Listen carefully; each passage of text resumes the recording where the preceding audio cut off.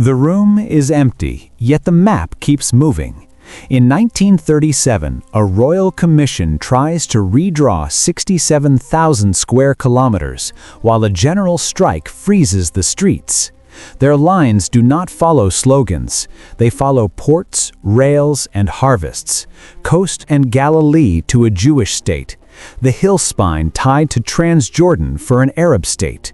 Jerusalem set apart under special administration. The test is blunt. Can two futures share one set of arteries without living on emergency rules? Then the hearings stall. The Arab Higher Committee refuses to appear. Chairs stay empty. Transcripts thin. Pins keep shifting on the wall while petitions pile up. Silence holds until pressure arrives from outside Palestine and the boycott breaks. The witnesses return, and so does the argument. This is Armchair Archaeology. Stay to the end to learn who opened the door, why London could not, and how one offstage decision changed the evidence. If you like history that follows maps, ledgers, and quiet decisions, subscribe and tap the bell. We explore how ideas turn into borders and why the small details matter. The Arab Revolt of 1936 opened with a shutdown. A 6-month general strike silenced storefronts, slowed trains, and left Jaffa's cranes idle, while citrus stacked on the quays. Armed bands cut telephone lines and ambushed patrols. British authorities replied with curfews, roadblocks, house searches, and collective fines. Within a year, troop strength in Palestine exceeded the civil administration, a ratio telling London the crisis was political, not policing. Incidents could be suppressed, yet the dilemma remained. Two national movements claimed the same land while citing different texts. Zionist leaders pointed to the 1917 Balfour Declaration and the League of Nations mandate Britain's trusteeship in Palestine. Arab leaders appealed to majority rights and self-determination. Could smashed windows and shuttered ports decide whose future would be built? Or did the situation require a structural answer that worked in ordinary life rather than in perpetual emergencies? Whitehall reached for a familiar instrument. In May 1936, a royal commission under Lord Peel received a brief. Inspect, listen, recommend. The inquiry would weigh not only statements, but also grain yields, customs receipts, shipping tonnage, and the reach of the Haifa line, the rail spine linking orchards and depots to deep-water quays. Any workable proposal had to keep food moving and markets supplied. A practical test emerged. Could one administrative framework hold two rival nation-building projects without leaning on permanent coercion, or would separation make daily governance calmer and cheaper? Cooperation was not automatic. The strike raised the cost of appearing before investigators. Leaders faced a choice: testify and risk looking conciliatory, or stay away and let others define the record. By the time hearings began, curfew notices hung on doors, freight lagged, and harvest calendars slipped. Attendance mattered as much as argument, since who entered the room decided which facts became evidence. One blunt question framed every session: could one mandate carry two nations, or was it time to draw a line? The Peel Commission worked like a court on tour. Lord Peel sat with administrators and lawyers, backed by clerks and mapmakers. In Jerusalem, they set up folding tables and wall maps. Field work filled the schedule. Members walked groves and hill paths, watched stevedores at Haifa and Jaffa, and studied where villages actually used services. Questions targeted frictions that paper hides: water shares and dry months, roads at harvest, and the pinch points when paydays meet market days. Public testimony arrived polished. Delegations brought rehearsed points and selected witnesses. A town council blamed rail access for strangling its market, while a shipping agent insisted throughput was rising. To separate performance from pattern, the commission treated ledgers as a second language. Customs receipts, land transfers, rainfall charts, and police logs were read beside testimony. Train timetables served as referee, since oranges and wheat either moved on time or they did not. Call it the Monday morning test. If it moves on Monday, the policy works. When clocks and crates disagreed with microphones, the movement of goods carried more weight. Gaps still mattered.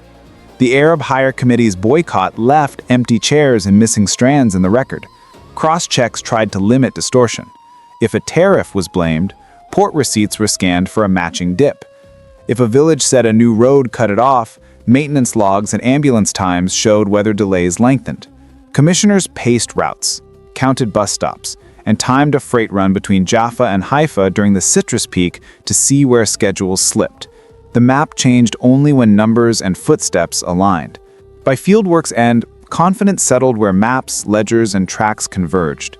That habit of trusting repeatable measures over speeches shaped the next step, turning a blizzard of grievances into a framework that could be tested against daily machinery. Modern planners use a similar approach when they compare sensors with town hall testimony.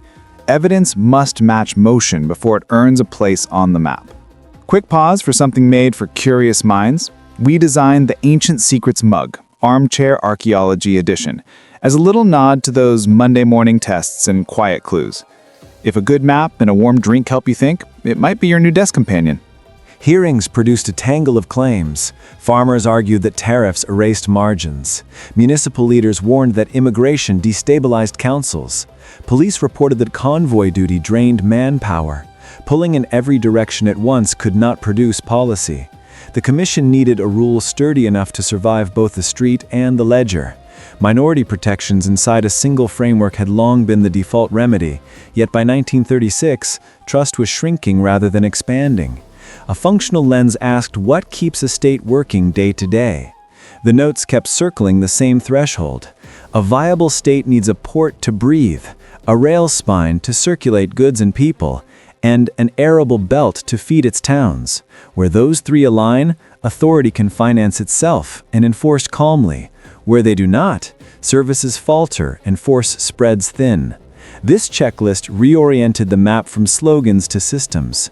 The coast, tied to Haifa, along with the Galilee food belt, could sustain a Jewish state. The hill spine, with a link to Transjordan, could sustain an Arab state.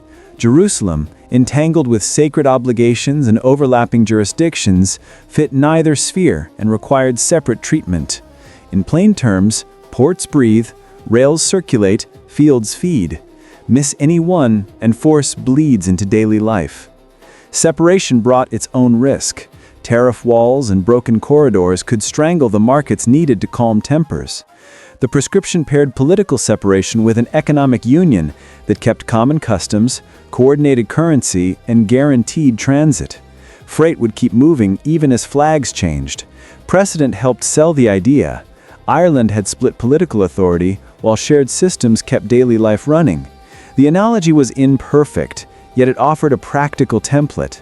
In stating this package, the Commission crossed a diplomatic threshold. For the first time, an official British body recommended a Jewish state in Palestine, presented as a functional design rather than a slogan. The focus shifted from who deserved the land to how any government there could work without permanent emergency powers. The boundary room worked from flow rather than rhetoric. Lines followed freight paths, reliable timetables, and crop belts that filled warehouses. The proposed Jewish state hugged the coastline and reached into Galilee, where export citrus, canneries, and railway capacity clustered. The proposed Arab state anchored on the hill spine, with a link to Transjordan that preserved eastward roads, grazing patterns, and grain markets. Jerusalem sat apart because sacred geography followed different rules than shipping. Ethnographic dots could not load a ship or refill a tanker. Jaffa's open roadstead stayed busy yet shallow, while Haifa offered deepwater quays and a railgate into the interior. By 1933, Haifa began to outpull Jaffa, and within a few years, oil from Kirkuk flowed to Haifa's refinery by pipeline. As these currents strengthened, the coastal outline tilted toward Haifa and the tracks that fed it.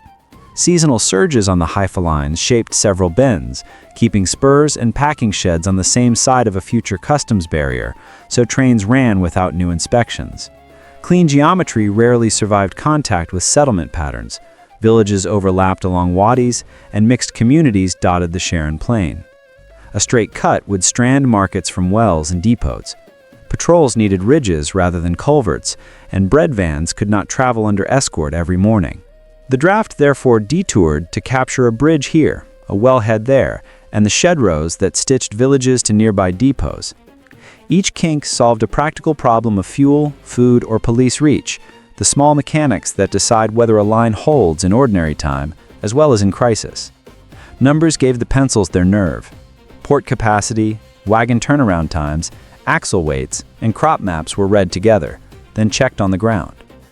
When stevedores cleared a ship faster at Haifa, or when a siding shaved hours off a citrus run, the boundary curved to include the winning route. Modern trade corridors and special economic zones follow the same currents today, aligning law with movement so markets keep breathing. Jerusalem refused tidy rules. Rival sovereignties overlapped within a tight basin of shrines, quarters, and sacred routes where a boundary could turn ritual into confrontation. Giving the city to either side risked a chain reaction from street protests to embassy cables. The brief shifted toward keeping the city open and predictable, treated less as a prize and more as a service. Think access over ownership. Flows first, flags second. The plan kept Jerusalem, with Bethlehem, under continued British administration and protected approaches. Access replaced expansion as principle. The Jaffa Road, the Lydda Junction, and routes from north and south were mapped as arteries that had to keep flowing regardless of flags. Police planners studied choke points, lane widths, and reinforcement times like engineers protecting a site. Where a bottleneck could turn crowds into risk, the boundary curved to create space and keep key intersections inside a neutral zone. Religious time quietly directed civil engineering. Feast days and processions under the status quo rules produced predictable surges that strained narrow gates and stairways. Staff set those calendars beside traffic counts and manpower rosters to see where movement failed and where small margins would prevent jams. Pilgrimage was planned like scheduled throughput, not to diminish it, but to guarantee it moved without friction. The zone widened near courtyards that gather crowds, and then narrowed again where quiet could be preserved. Diplomacy and utilities anchored the same logic. Consular Corps guarded historic church rights, and Muslim authorities protected Waqf property and custodial traditions. A neutral administrator promised continuity for keys, lamps, repairs, and prayer times, details that often ignite disputes. Water catchments east of the city, transformer nodes, and telephone exchanges were folded in, so a budget crisis beyond the zone would not darken a hospital or halt a monastery tap. Treated this way, the city became a hinge that absorbed pressure, kept sacred schedules on time, and preserved movement through the country's heart while borders settled around it. If this breakdown of Jerusalem as a working hinge rather than a trophy gave you a new lens, consider using Super Thanks. It helps us keep building episodes that follow the machinery behind the headlines. Partition can turn border posts into throttles. Weeks of tracing harvests and freight showed exactly where a badly placed gate could suffocate a season. A political line might be necessary, yet the economic arteries had to keep pulsing, or tempers would rise with prices. The answer took shape as systems that would outlast the act of drawing borders. Split governments, shared arteries. Customs came first. One customs schedule prevents price shocks at the frontier and stops farmers from paying twice on the same trip. Currency followed. Treasuries could stay separate. Coordinated money kept markets familiar and contracts predictable. The aim was deliberately dull. Predictability cools tempers. Shopkeepers balance tills when units on the receipt do not change every 10 kilometers. Transit became the practical test. Orchards needed a reliable path to quays. Grain from the hills needed milling and sale without detour. Treaties, not daily bargaining, kept guaranteed corridors open and safe. One device made the system move faster. Sealed in transit let cargo cross the other side's territory without legally entering. That kept speed up, cut paperwork, and kept trains punctual in peak season. ports and railheads anchored the same logic. Haifa's quays and the refinery pipelines had to stay reachable, even for shippers who did not share the surrounding flag. Write statutes to match timetables. Inspect once at origin, seal the wagon, and open it only at the ship or the warehouse. Every extra stop raised the risk of spoilage or conflict. Corridors were not only for goods. Pilgrim access to Jerusalem and daily commuting were mapped as routine flows that needed explicit guarantees. Modern planners use similar tools in pre-clearance zones and special transit lanes to keep perishable trade moving. Economic union, backed by transit rights and cautious money, turned separation from a choke point into a set of lanes. The map could shift while daily circulation kept behaving like a single system. Partition promised tidier borders while the ground remained woven together. Villages shared mills and markets across lines planners sketched. A boundary that stranded clusters would turn bread deliveries, school runs, and clinic visits into flashpoints that drain a state. The commissioners faced that arithmetic. If populations stayed, each new state would inherit exposed minorities needing escorts and emergency powers. If populations moved, the frontier might be run with fewer troops and checkpoints. Within this frame, the report raised population transfer, initially as voluntary relocation with compensation and land. The closest precedent sat a decade earlier. Greece and Turkey executed a 1920s exchange, wrenching, yet cited as evidence that separation could be finished rather than endlessly managed.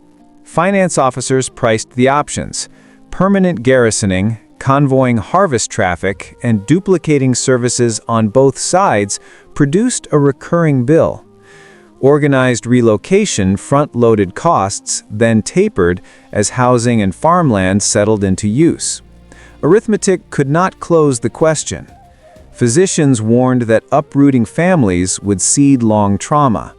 Religious leaders argued shaping communities to fit a line treated people like material. Administrators countered that leaving interlaced settlements would export one crisis into many chronic ones that never left the budget or the police blotter. It sounds abstract until a delayed ambulance or a stalled bread truck turns into policy on a balance sheet. Draft language tightened as debates progressed.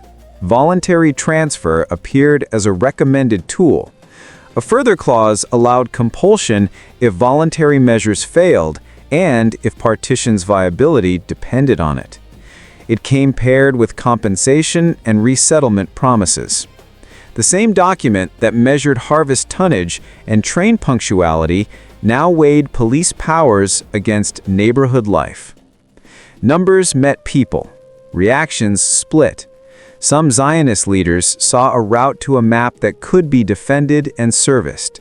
Many Arab leaders read the idea as punishment by paperwork. In London, ministers wavered between the human cost and staff warnings that a border without movement might demand a permanent state of emergency. The argument did not end with Peel. It shadowed every later map. The report hit 3 audiences at once and moved each of them differently. In Zionist councils, the map looked alarming and usable at the same time.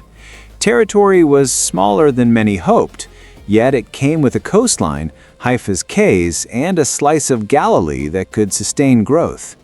Some leaders framed conditional acceptance as a tactic: argue hard now, secure a state with a port and a rail spine, and revisit boundaries later by treaty or settlement. Others, especially revisionists, warned that a state born in restraint might never outgrow it.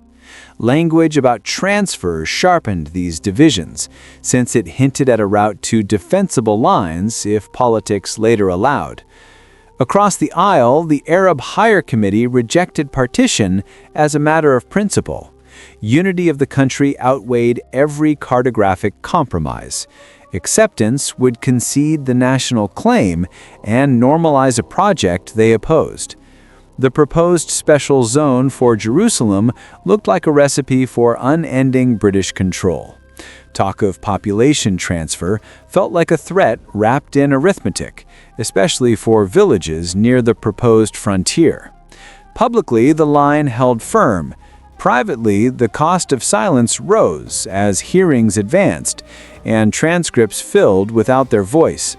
Pressure did not come from London alone. Messages from neighboring capitals urged leaders to enter the room and contest the narrative before it settled into print. What would you have argued in the room, given the data on ports, rail, and fields, and the politics at the door? Tell me your best two-sentence case, and what you would trade to make Monday morning work. In Whitehall, the same pages read like balance sheets. Partition might lower troop commitments over time, yet it required a costly transition, new borders to police, and diplomatic battles in League of Nations forums that watched holy places. Defense planners watched Italy in the Mediterranean and worried about air routes. Treasury tracked the bill for convoys and garrisons as it climbed month by month. Cabinet minutes recorded interest mixed with doubt and set the stage for a technical review to test whether Peel's elegant logic could survive arithmetic and politics at once. The map had moved the conversation. Moving budgets and battalions is a tougher map. Whether it could move governments was the question left on the table, a dilemma familiar to any modern cabinet that must sell strategy to its accountants. Peel's blueprint looked tidy on paper, then met tests it could not pass. In 1938, London sent a technical follow-up, the Woodhead Commission, to see whether partition could be built with survey stakes, payrolls, and police strength as they actually existed. Engineers drew variants, then costed them. The exercise exposed snags speeches had skimmed over. One version shrank the Jewish state to a narrow coastal strip with a sliver in Galilee, so thin that port, rail spine, and food belt no longer formed a working triangle. Another needed intricate land swaps and new posts, which erased the expected garrison savings once the budget office checked the math. Security deteriorated while the spreadsheets thickened.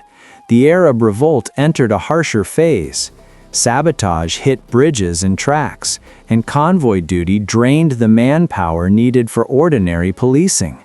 Treasury watched the bill rise as every escort and checkpoint demanded fuel, overtime, and repairs.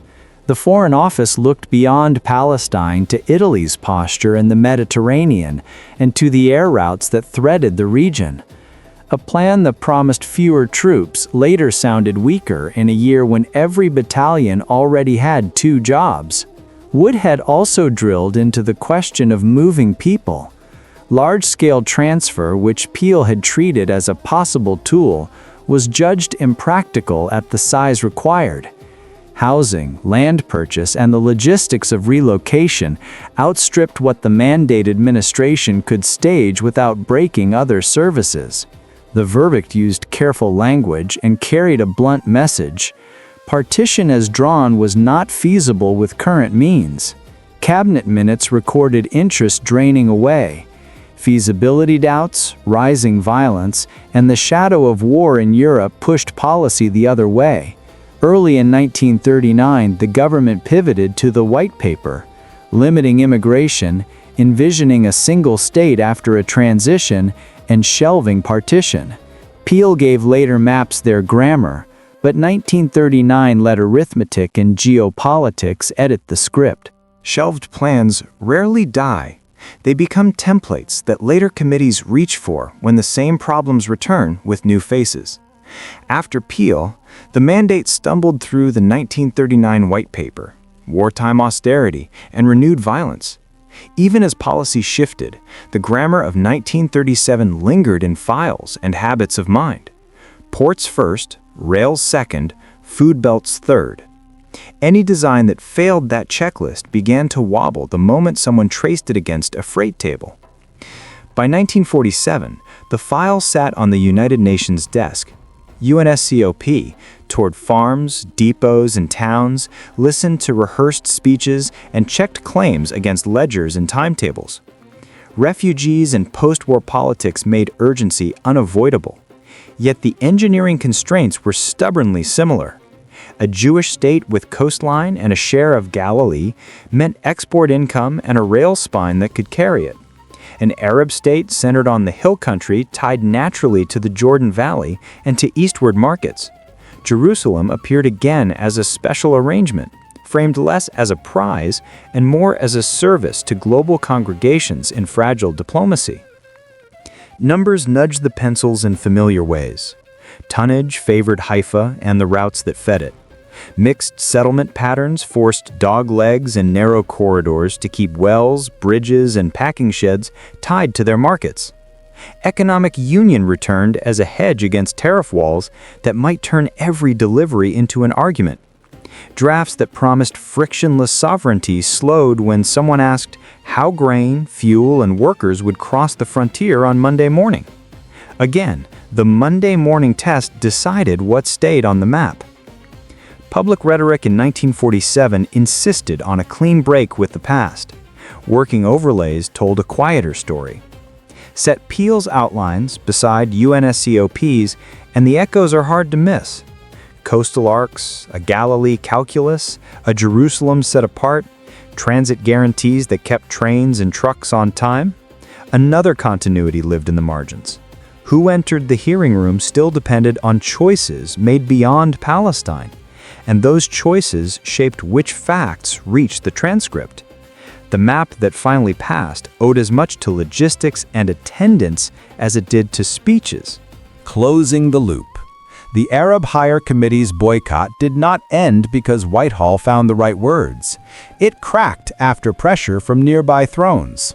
King Abdullah of Transjordan and King Ghazi of Iraq urged Palestinian Arab leaders to enter the room, testify, and shape the record. Once delegations returned, the transcripts thickened, cross-checks multiplied, and some assumptions shifted. A commission guided by ports, rails, and harvests still depended on who took the chair. Attendance decided which facts became evidence and which stayed rumor. In a report remembered for the first partition map, the pivotal moment was not only on paper, it was at the doorway. What weighs more here, the lines that move oranges and wheat, or the quiet diplomacy that decides who speaks? Tell me in the comments what changed your view. If this added clarity, please like the video, subscribe to Armchair Archaeology, and tap the bell so you do not miss the next episode. Until next time, keep questioning, stay curious, and remember, sometimes the map is drawn by what flows, not by who shouts.